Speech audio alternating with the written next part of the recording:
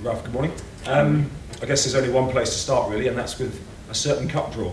Late last night, Portsmouth away. What were your emotions as Southampton manager when that one came out of the hat? Yeah, I know the history, and I know that is for our fans the only real South Coast derby. And I think this game doesn't happen for a long time. I think. Yeah, I think a good game for celebrating football, for example, and in the special way, I think, and it's for us a good chance to come the next round, and it's still a few days to go to the game, so maybe we should focus at first on the other challenges we have. And before we come on to Manchester United, is that a problem in itself that the game is quite far away, but everyone's minds and everyone's words are going to be about that game? Not for me. I'm concentrating on the games they are following, and this is long to go to this game, but I know that it will be interesting. Okay, a couple of injury questions to clear up. First of all, what's the latest you can give us on Nathan Redmond? Yeah, in the moment it looks that he seems to be out for 2-3 weeks. I think it can be longer, but with a good reha the next 10 days, he has to wear a shoe that he doesn't move this ankle, and then it can be quicker. But I think it could be worse. But even though we were not happy about having injuries after the last game, because besides Nathan, also Musa is injured. He's also a problem with his muscle, and he's also out for the weekend. And Michael Obafemi is he doesn't really have the injury, but he cramped a little bit, and so also for the weekend, or maybe it's too much for him after this game on Tuesday. So we maybe have three players that cannot play on the weekend. Nathan Redmond has been so integral to how you've been working in your system over the last, since you came. How massive a loss is he going to be for the next couple of games? Yeah, sure, massive one for our team, absolutely. He can make the difference. I was said that, but finally, I'm happy that it is not worse. That it could be worse, and then the impact is more bad for us. But I think finally, every game he's missing is not good for us. That's for sure. And let's move it on to Manchester United then. Your home games, they don't seem to get any easier. You start with Liverpool, you have Chelsea in a couple of weeks, you have Manchester United first though. First of all, what's your thoughts on your home fixture list? Because the list hasn't done you many favours, has it, at the start of the season with these home games? Yeah, but you know that you have to play these clubs and these teams, so this side we played I think last season very well in Old Trafford. We had a very good game there. In the end we lost, but I think deserved more. Maybe we can turn the table now. We are building up a little bit more self-confidence after the last two games with two clean sheets and I think a better performance so far.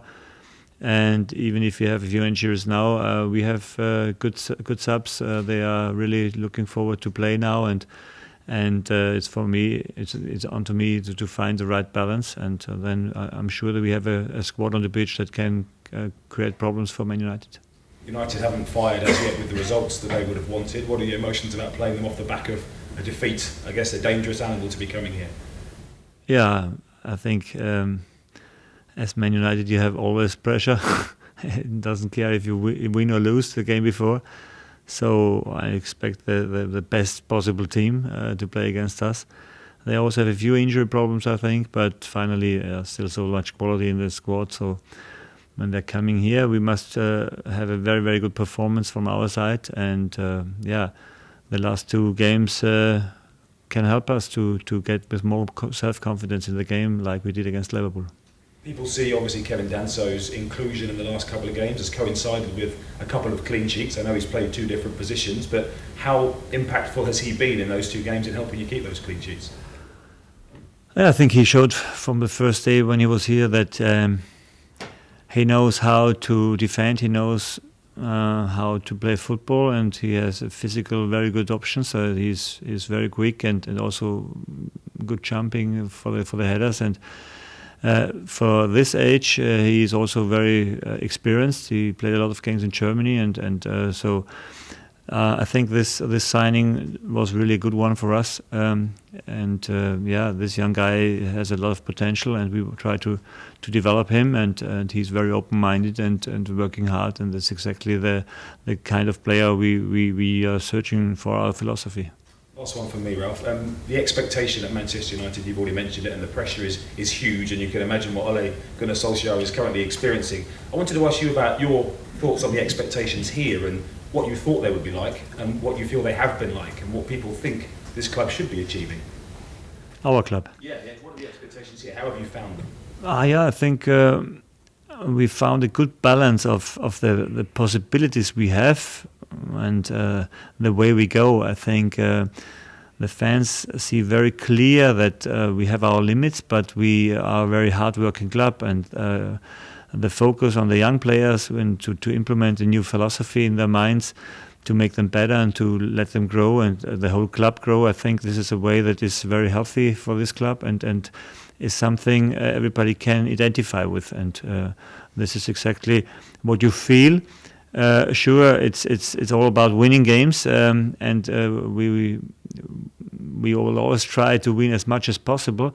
But I think not for every money we want to spend. So we are always looking for signings. They really make sense, and we made 3 ones in the summer the transfer period. They were very good, I think, and helped us a lot. Musa is still, the crowd loves him, and Musa, as Kevin, is also in a good way. Shea showed in the preseason he can score, and didn't do it so far in the Premier League, but I'm sure that he will. And so I think these 3 guys, from this character, from his way they play football, and from the age, fit perfect to our philosophy. And in the end, it's about us to develop them as quick as possible. And if we do so, then I know that we have much fun with these guys. Maybe then they make a step to a bigger club than we are. But finally, I think the way we go is a very healthy one, and it can also be a successful one. Ralph, Stanley Kwenda from BBC Africa. How pleased have you been with the way Moussa Djenepo has adapted to the English game? And of course, people now are talking about him becoming the next Sadio Mane. Can he really be?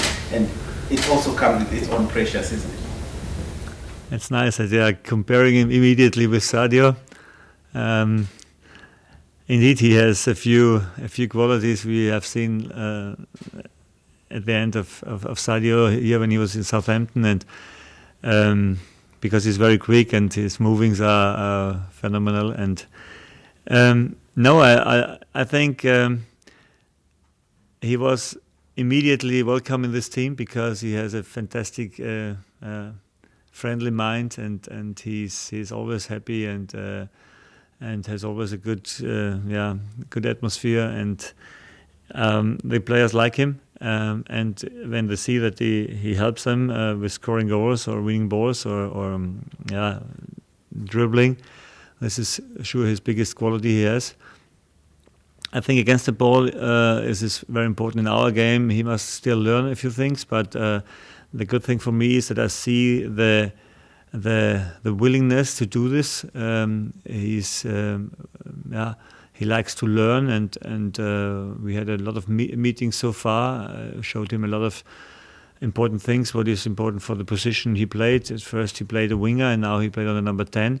So he showed that he can play more positions, and that's also important for my philosophy, because we are very flexible in our shape. And I think it was good that he was coming here. I think that the way of football we play with the quick transition offensive is something that fits perfect to him. And that's the reason maybe why he feels comfortable here. Any latest on Mario Lemina? No, so far. No news so far. Still possible that he will leave us in this transfer period, but so far, no news. Thank you. Okay, in that section there, move on to one for 10:30 this evening. All right.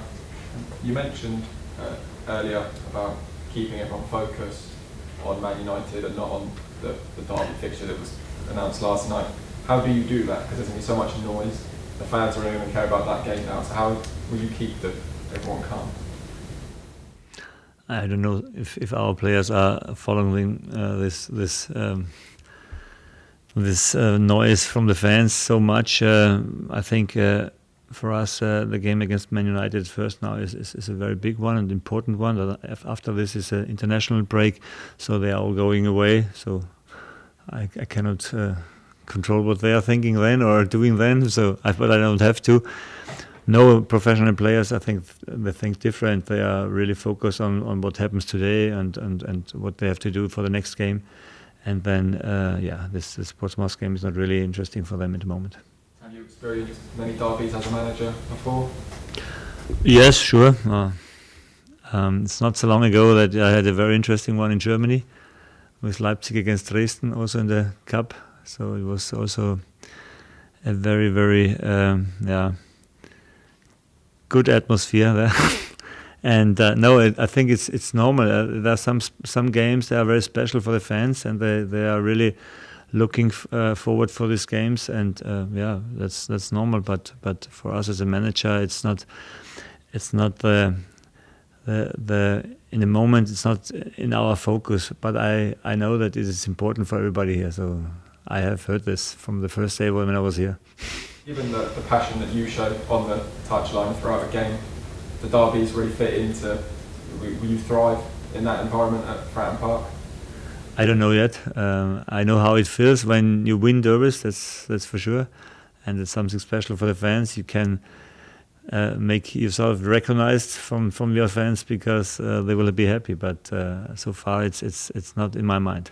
And just finally on the derby, because I know it's not in your mind, but what do you know about the rivalry between Portsmouth and Southampton and its history? Yeah, I know that we didn't win very often there. I think a few draws and a few losses, but no wins.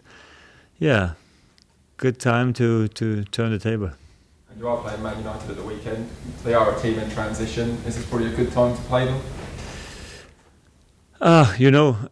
Against the big teams, it's always then a good time to play them if you play good by yourself. So it's about focus on our game. And the last two games, I think we showed a development. I think we were more organized in the defense, less chances for the opponent. Against Brighton, we had one man more on the pitch after 40 minutes, I think, and it helped us. And in the end, it was a good win for us, important win for us. And now we have a big chance, with the win to overtake Man United. It's a good chance, and we will do everything in our stadium to get a good result. You went 4 at the back at Fulham. Are you looking to do similar against Man United at home? I think we are very flexible, and it can happen that we change the shape in the game. But against the big teams, we used to play in a back five. So there's also an option, but finally we didn't decide it. And Chris talked about Kevin. Would you say this will be his biggest test since coming to Saints, going up players like Marcus Rashford? Yeah, I think I was thinking about giving the first game against Liverpool, and then I didn't because I thought the first game at home against Liverpool, Champions League winner.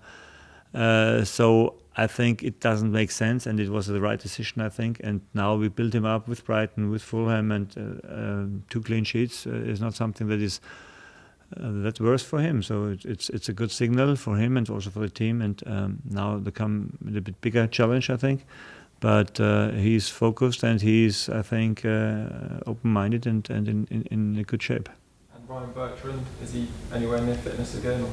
In the moment, he trained yesterday, and finally we must see how his ankle is, but I don't know. Would you look to put Pierre at left back again? Is that an option? Yeah, I think this was his 100th game for Southampton, and he will never forget it because he won't think that he will play on the left back position in his 100th game. But I think he showed what a good player should show, that if the coach liked me to play on this position, I do it in the best way, and he did it very well. And this is a good signal, I think, for everybody else. When I put him sometimes in a different position, that he don't have to be negative, but try to do the best, and he made a fantastic job. Hi Ralph, Colin. from the other. Talk about the Manchester United game. It's an early kickoff. Does your approach change in the lead up to games that kick off a bit earlier? Yeah, sure, it must. Otherwise, we come too late. I think we should wake up a little bit earlier and eat a little bit earlier. And interesting time for kickoff. I know this from the second league in Germany, where we're also sometimes playing on Saturday at 1 p.m. So I know the schedule. That can fit for us.